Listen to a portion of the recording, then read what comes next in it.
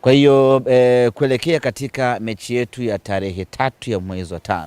mechi yetu ya Kariakoo Derby itapigwa katika uwanja wa Meja Jenerali Isamuhyo, uwanja ambao uko Mbweni jijini Dar es Salaam, na ni uwanja wa nyumbani wa Simba Sports Club. Kwanza, Meja Isamuhyo ndio uwanja wetu wa nyumbani msimu huu, lakini kabla ya hapo sisi Simba interest yetu ama matakwa yetu, mechi hii ya Kariakoo Derby tulitaka ichezwe katika uwanja wa Benjamin Mkapa, na hivyo ndivyo ambavyo tulikuwa tumekubaliana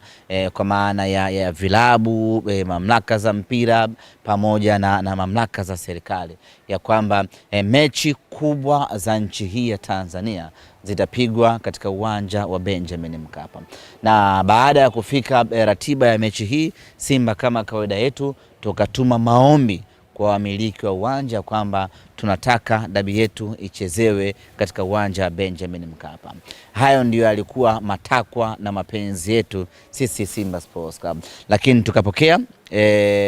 taarifa kutoka kwa wamiliki wa uwanja wakitueleza kwamba uwanja wa Benjamin Mkapa kwa sasa upo katika matengenezo na marekebisho kwa ajili ya maandalizi ya AFCON, na kwa mantiki hiyo tukalazimika Simba kutafuta uwanja mwingine. Baada ya kukosa uwanja Benjamin Mkapa, chaguo letu la pili ama chaguo letu la kwanza baada ya Benjamin Mkapa ikawa ni uwanja wetu wa nyumbani ambao tumeanza kuutumia tangu msimu huu umeanza, uwanja wa Meja Jenerali Isamuhyo. Kwa hiyo ndio sababu ya msingi ya kwa nini si Benjamin Mkapa na kwa nini uwanja wa Meja Isamuhyo. Uwanja wa Meja Isamuhyo ndio uwanja ambao